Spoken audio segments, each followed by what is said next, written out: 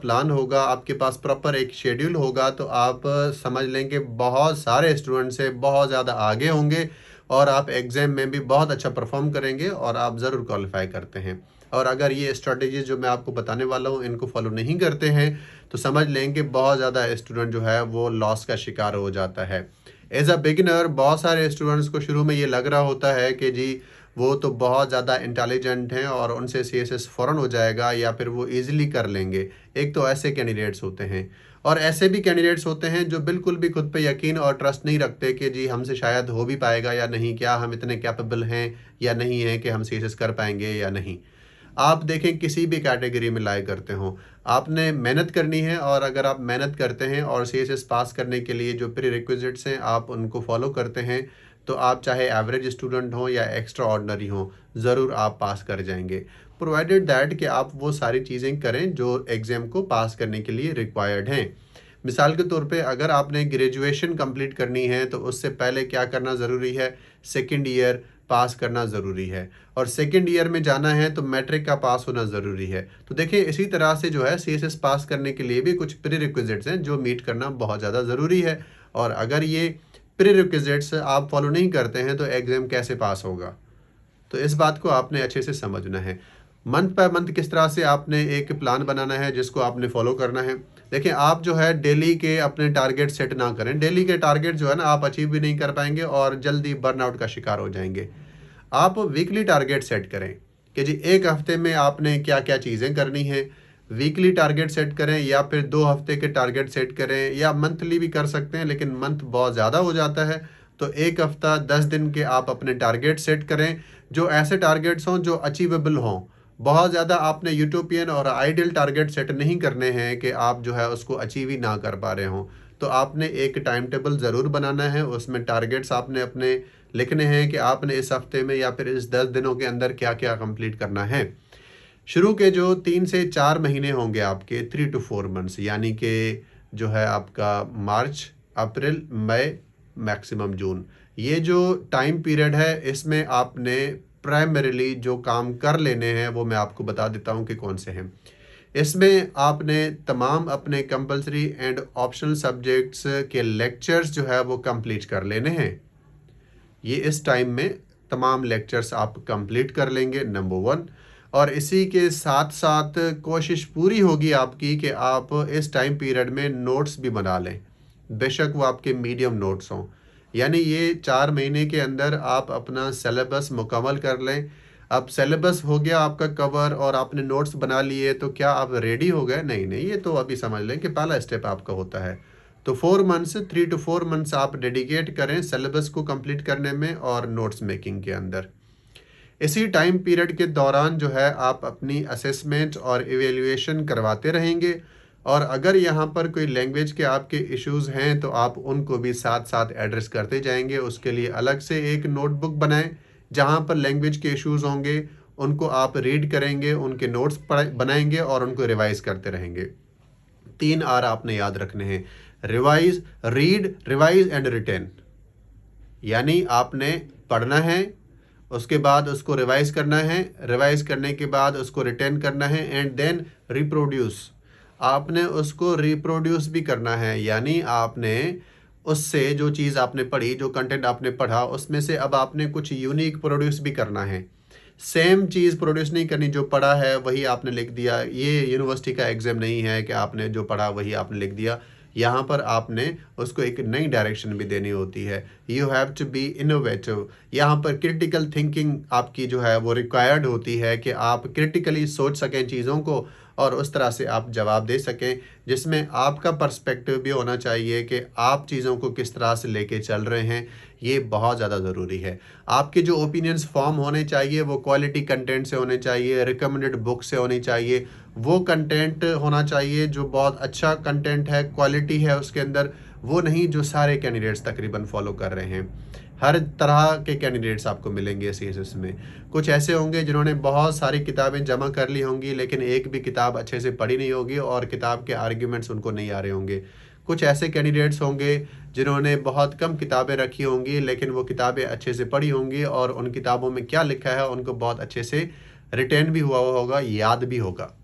तो आपने ऐसा कैंडिडेट बनना है जो पढ़े और उसको रिटेन करे और उसको रिप्रोड्यूस भी कर सके।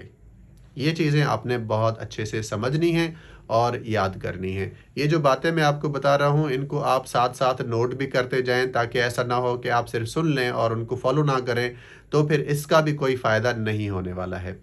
अब 4 महीने में आपने क्या किया जी, आप सिलेबस मुकम्मल कर चुके हैं। अब आप 1 महीना मज़ीद देंगे, जो 3 से 4 महीने में आपने तैयारी की थी, उसको देखेंगे कि जी क्या-क्या गलतियाँ हुई हैं आपसे, क्या-क्या चीज़ें मिस हो गई हैं, कौन से टॉपिक्स हैं जो अभी भी कवर नहीं हो पाए हैं आपके, और पास्ट पेपर्स को एनालाइज़ करेंगे और उनके सॉल्यूशंस को भी प्रिपेयर करेंगे। यानी क्लासेस अटेंड कर ली, नोट्स बना लिए, तो आपके क्वेश्चंस अभी भी सॉल्व नहीं हो पाएँगे। अब आप पास्ट पेपर्स को भी सॉल्व करें, 4 टू 5 ईयर्स के कम से कम पास्ट पेपर्स को आप सॉल्व करें। खुद से नहीं करेंगे, वो भी इंटरनेट की हेल्प लेंगे, देखेंगे और उनके सॉल्यूशंस बना लेंगे, आप देख कर बनाएँगे। 5 महीने आपके इसके अंदर चले जाएँगे। उसके बाद अब जो आपने स्टार्ट करना है वो है आपकी test series, mock papers, evaluation, assessment. ये आपने स्टार्ट करनी है और काफ़ी लंबे अरसे तक आपने ये चीज़ें करनी हैं। इसमें आपके तमाम लूप होल्स, तमाम वीक एरियाज़ वो सामने आ जाएँगे कि हर सब्जेक्ट में कहाँ-कहाँ पर इश्यू है। माइक्रो लेवल से लेकर मैक्रो लेवल तक आपका क्या इश्यू आता है, वो सामने फ़िल्टर होके आएगा और उसके लिए आपके पास टाइम होगा कि आप उसको अच्छे से कवर कर सकें। रिसेंटली एक मेरे स्टूडेंट थे, पर्सनल मेंटरशिप प्रोग्राम में वो एनरोल्ड थे, तो उन्होंने एक मुझे वीडियो भेजी।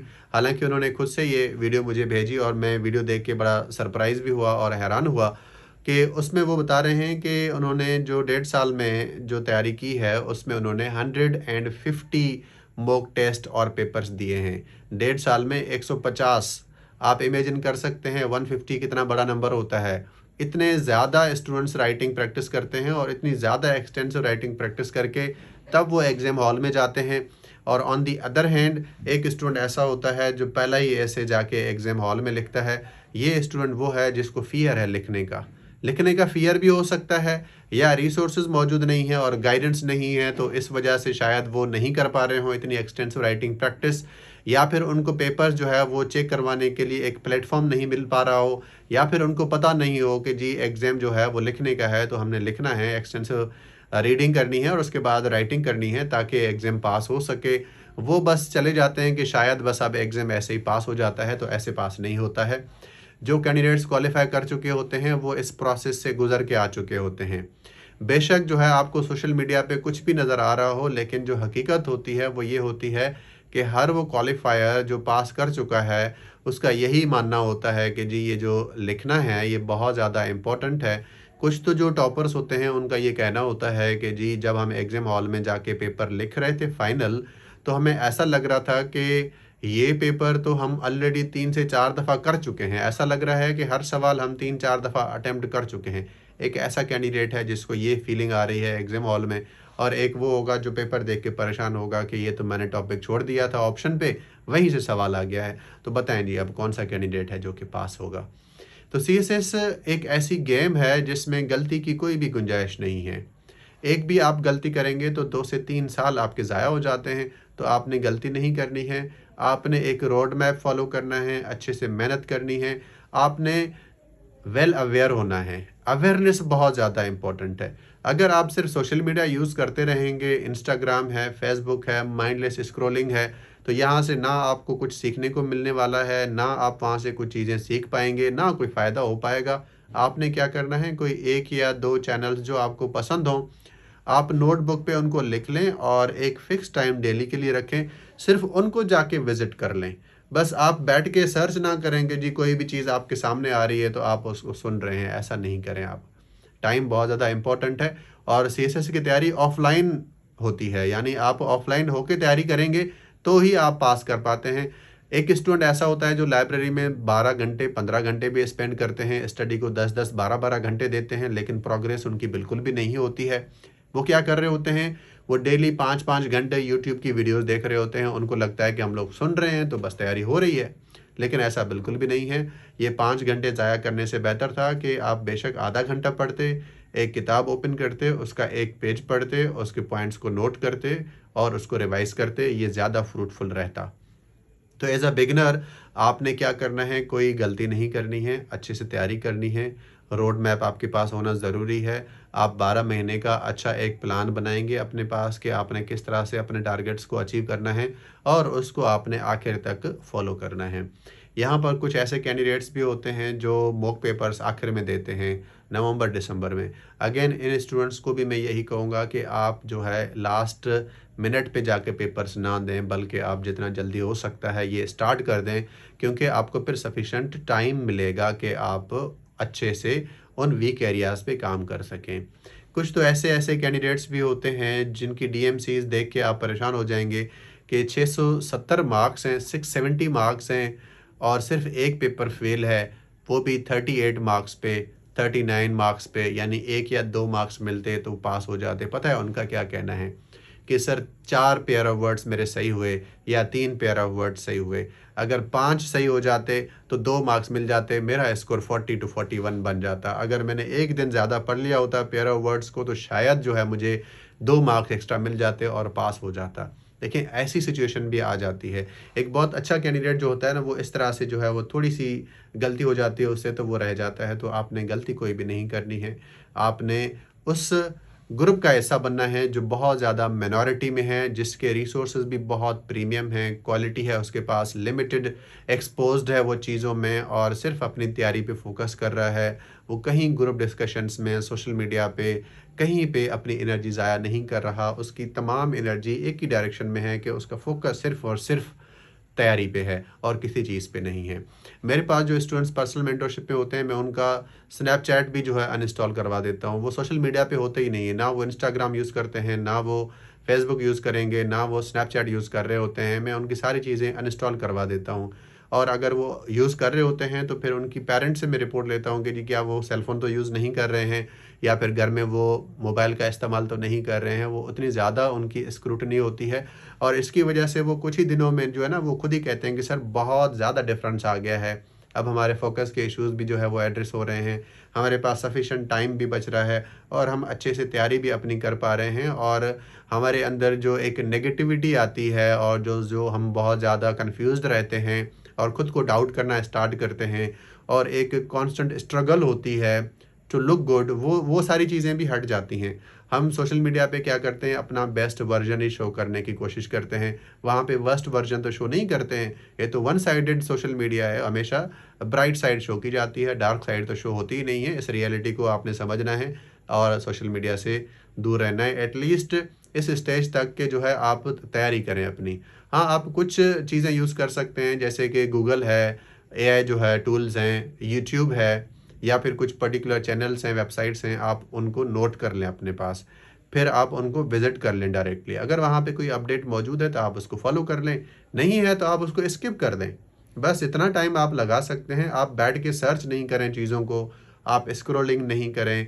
जो भी चीज़ आपके सामने आ रही है आप उसको फ़ॉलो करें, ये नहीं करना है। स्क्रीन को कम से कम आपने टाइम देना है ताकि आप प्रोडक्टिव रह सकें। आज के आप 1-2 साल लगाएँगे तो आप आगे बहुत ज़्यादा जल्दी पहुँच जाएँगे। आज आप अपना टाइम ज़ाया करें